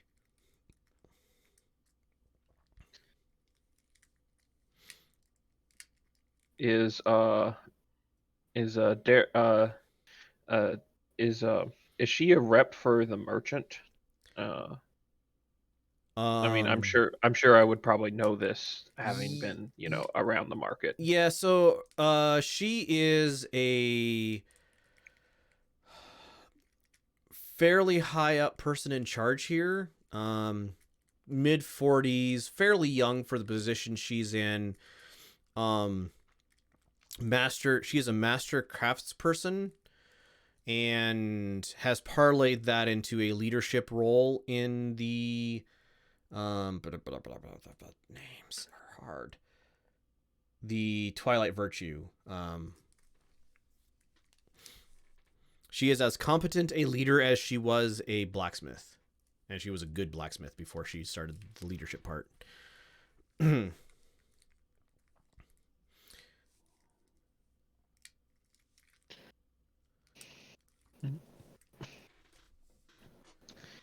Okay. Well, I mean, it's like so yeah, I guess I go up to her and just be like, is we brought your people back. I am sure their employer would like to know that they are safe, and She's damn right I Uh, would. Not your fault, not your fault. Have I seen you around? I don't think so. And she holds up a hand. I am Deer Bile. You can call me Deary, or don't call me Deary. Actually, don't call me Deary, just call me Deer. Nice to meet you. Okay. You're friends. Yes. We are the Lights of Miva, part of the adventuring guild in the north part of the city. I also work in the cooks guild. She nods shortly and goes, "You're the ones who went back to Miva here what, a couple weeks ago, 3 weeks ago." Yes. I hear why we sent the party off. So she looks at Una and is like, "I'm not gonna blame you like for what happened to them. Might have to have a conversation with the guildmaster about what safe means. But thank you for bringing my people back." They were ambushed on the way by cultists, so that's not what we found in the city. So they were about 4 days out from Haifa. They got kidnapped, so you might want to talk to the guildmaster of the Limes and get them to reinforce proper night watches. She goes, yeah, we did hire the limes for that. All right, I will talk to them. Extract my, well, I guess we haven't paid him yet, so don't even have to give him.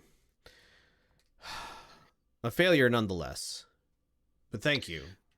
All your supplies are safe in one of the farming outposts to the northeast of here. All of that stuff was safe. We put them in barns and locked them up. I can you can send people out there to retrieve them or do whatever you will with them, but all of that was it was not destroyed. She nods. I'll get with Una and get what details she has, and then tell you what. If you guys come around in a couple days, we can get together for lunch and maybe discuss what happened. Right. Just send a message to the guild hall to tell us where to go. She offers up a hand, which, considering the disparity of size of the pair of you, is quite a reach up. I shake hands. Her grip is calloused, firm, and warm. And then she gently leads Una off into the building, and the cacophony of this place resumes. Okay. Time to head home.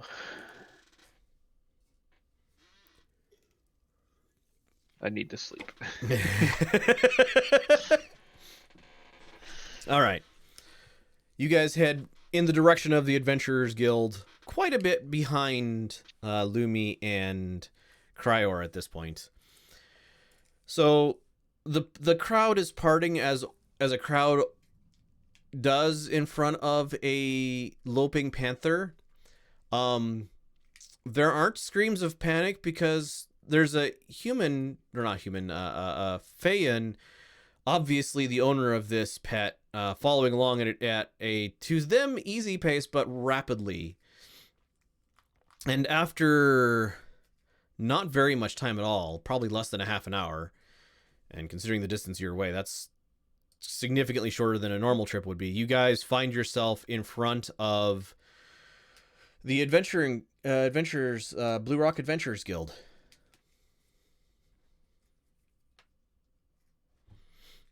I'm not stopping until I'm at least in the lobby. There's a door, and you don't have thumbs right now. I'll open up the door for Lumi.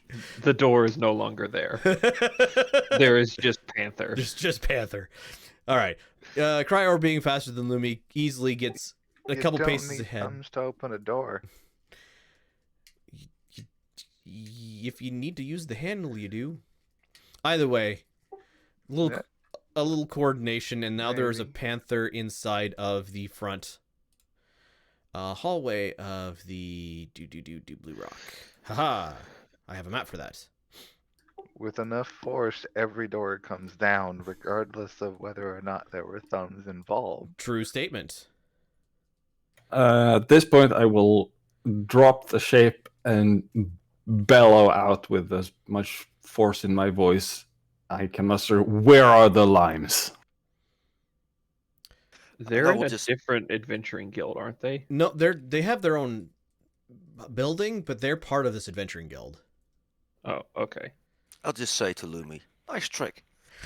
Yeah, this is the technically only adventuring guild in town. Like many properties, one guild. Yeah, so the gal behind the front desk, who I don't remember if I gave a name or not to, is... I think you did. I do not remember. I don't remember either. So she is startled by the door being flung open, and then again startled by the panther like leaping into the room. And then, like, the druid turning back into a human, that's not as big of a startle as then the bellow, as she just kind of, like, is just blinking at you, half Well, 3/4 startled. We'll go with that. Hi, Lumi, Cryor.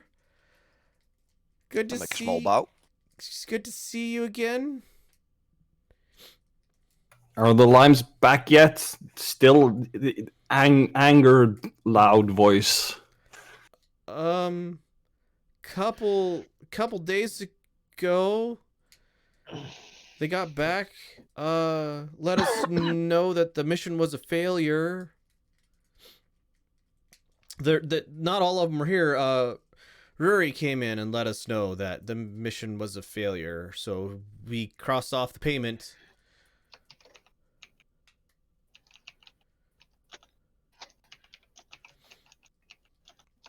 As Lumi Well- is angry, I will let Lumi take the word in this, and I will just stand by silently. Right.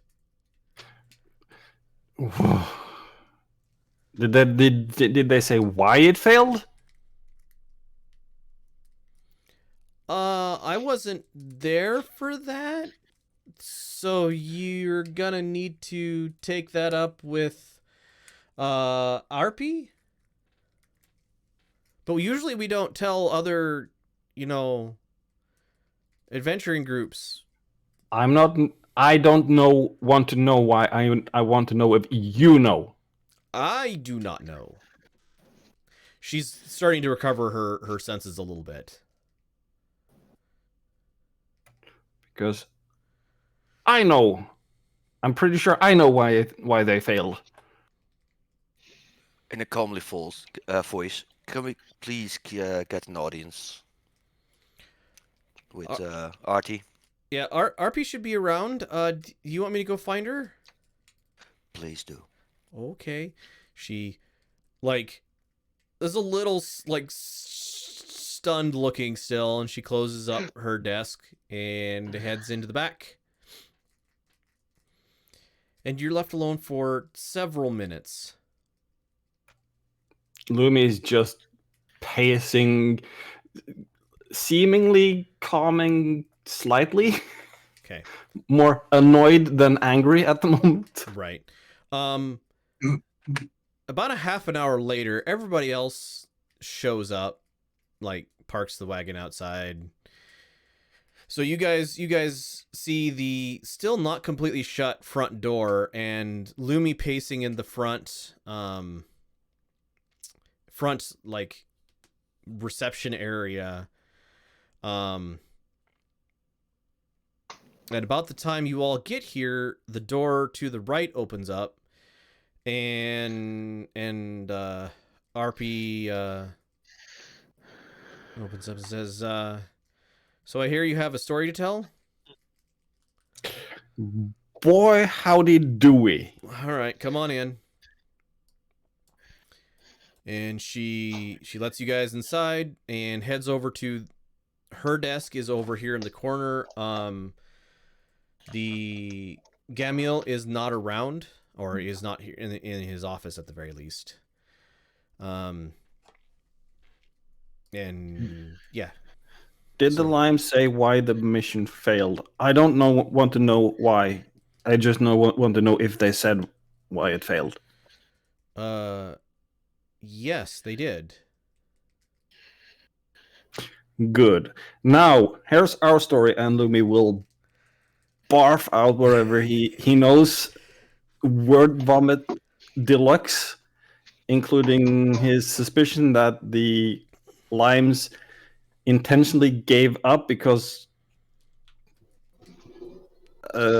part of Lumi thinks that they might have been bought by the cultists for providing bodies, Making a deal. making a double-edged deal. She has a very... Actually, give me a insight check, please. I don't have a character sheet for her, but she's pretty good. Oh, she rolled really terribly, so... +4 on her. Yeah, so Cryo or Lumi, and everybody else is here too. She is attempting to look stone-faced, but you can tell in her, like, her body has gone has tensed up, and Lumi will produce the second holy symbol as thing right. in story. Right. So about the time you get to the point where you found this on the body, and she holds her hand out to grab it, when you hand it over, her skin is like cold and clammy,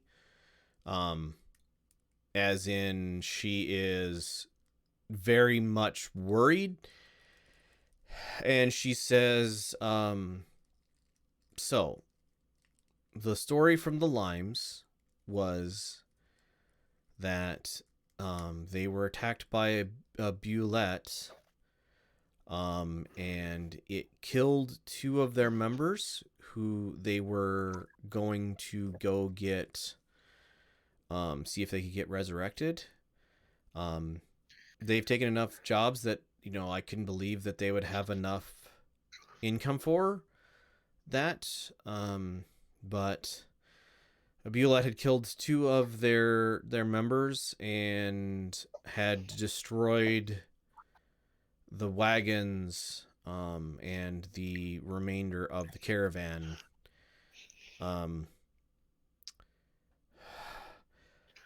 Gamiel was not pleased to hear that they abandoned their job, but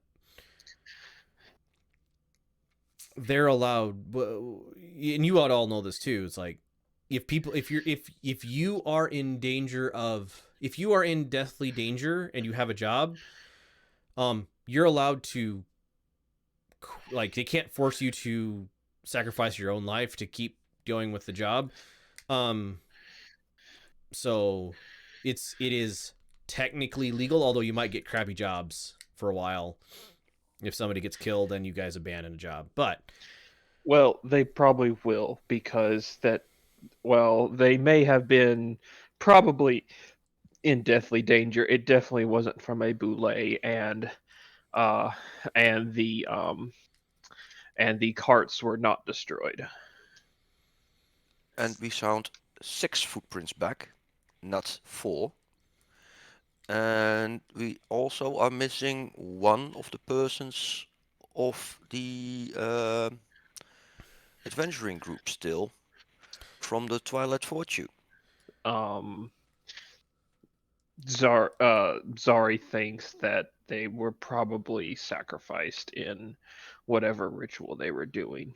you found the sacrifices. There were 5 of them.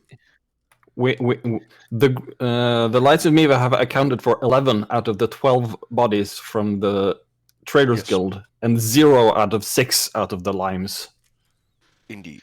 We have clues alluding to them just leaving, but we haven't accounted for them because we haven't found them. Right. And there were 6 walking able people leaving. What I'm saying is that maybe whatever ritual they were doing required the consumption of one of the bodies, but that is just a theory. I have no evidence to prove that. I gotta look up a spell. I've been looking up lots of spells today.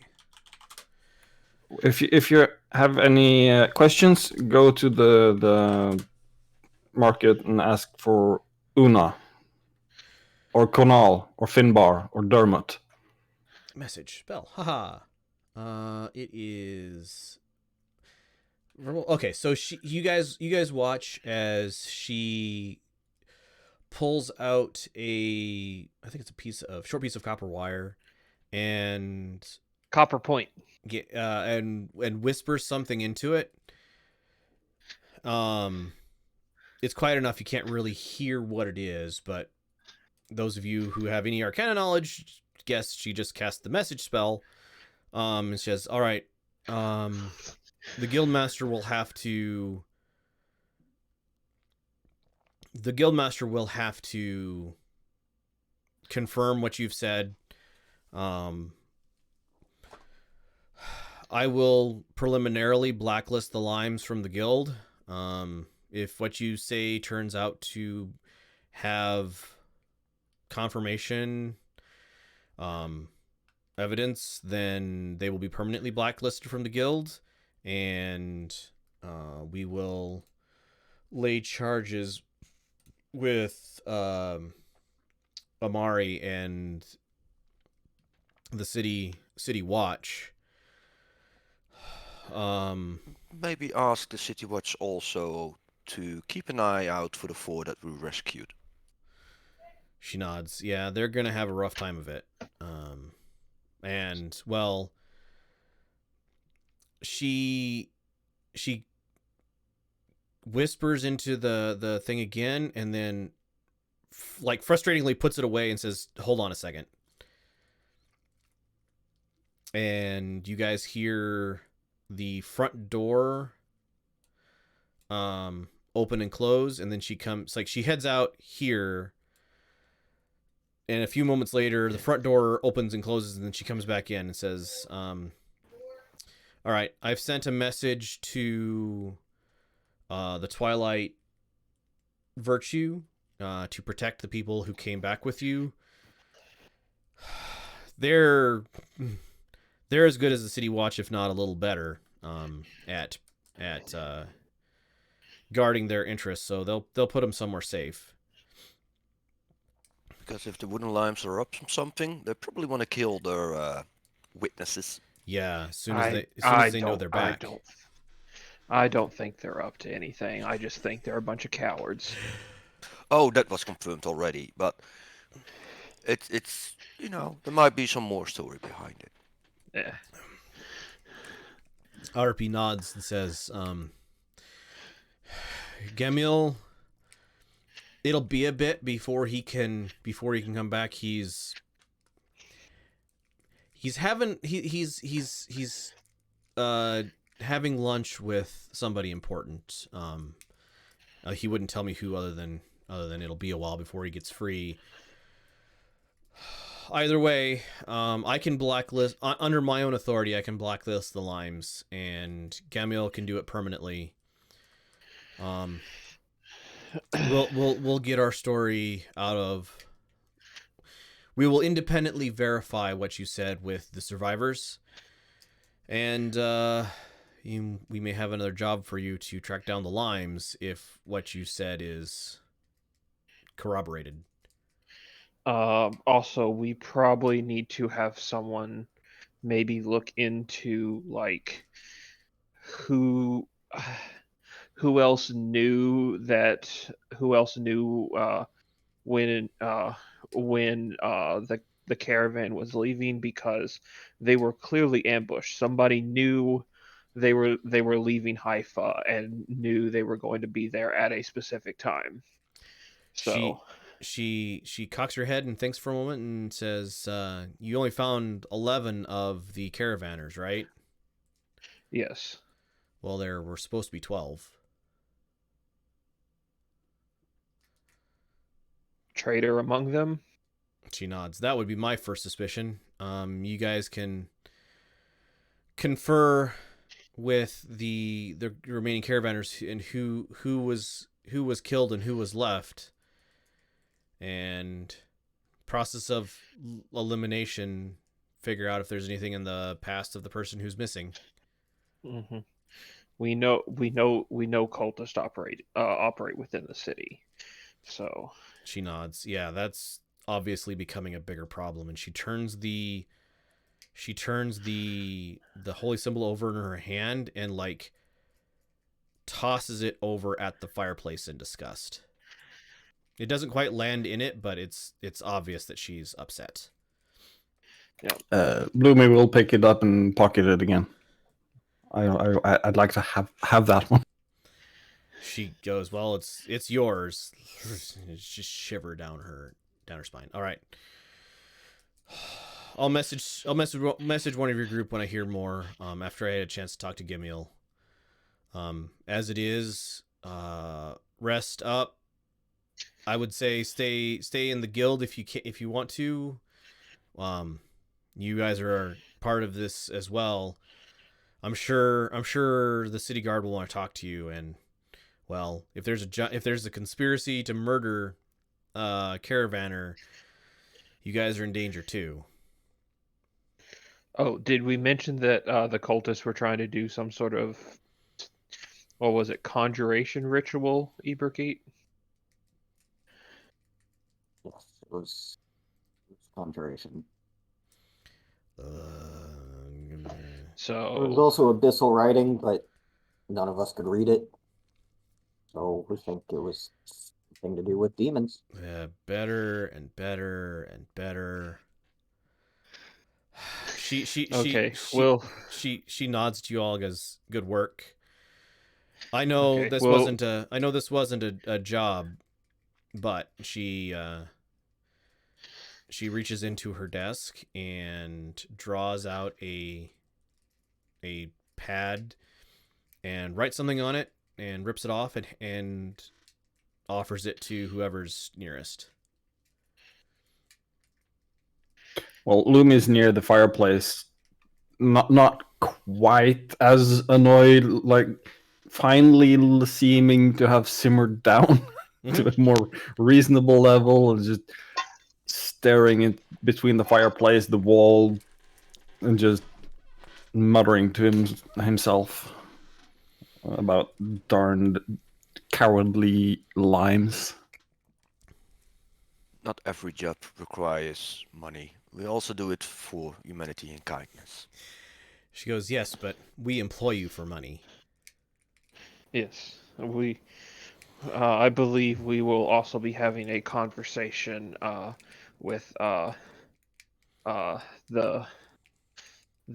big merchant in the merchant quarters for rescuing his people and his supplies. She nods. All right.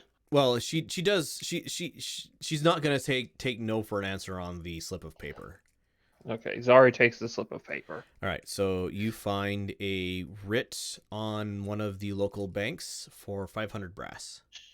Okay. It's basically a check. Yep. Okay. We'll take care of that tomorrow. She nods. Go. I'll have somebody put your animals up and your cart away and protect them. Go get some rest. We'll see if we can find the limes in town, and if not, we'll see who leaked the information to them. And she heads back. She waits for this is her office, so she wouldn't head anywhere. And as the door closes behind you as you guys leave, you can hear it lock.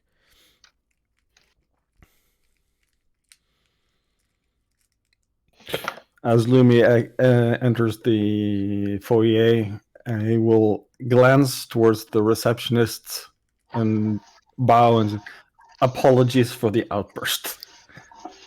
Well, it's not often I have a panther come in yelling about treason and betrayal. She gives you a wink. I wouldn't mind if it happened again, but without the treason and betrayal. Would you mind to keep this between us?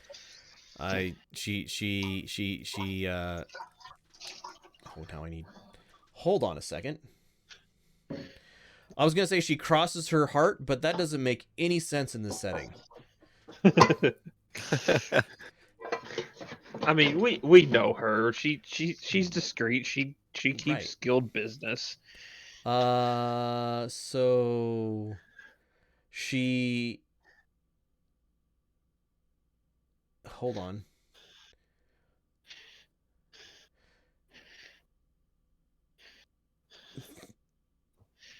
Nature. So there we go. She makes a motion with her hand, says, "Yakit take me if I tell a soul." And it was a this is a, I guess, common, basically the equivalent of cross my heart. It is a promise to keep a secret. Yeah, it is a solemn vow, although not always given solemnly, but this one is. there are literal gods in here. They could strike you down with lightning if you piss them off enough. So, all right. And Medami wants to add, especially a little tricksy kobold. Yeah. All right. And with that, we will game down on you guys getting a little bit of long rest and leveling up. And we'll pick back up in 2 weeks with the culmination of what happens next. We'll handle some downtime in the downtime and some uptime when we get there. So thank you everybody for listening and watching. Thank you to my players for playing. It's been great having you here. Bye.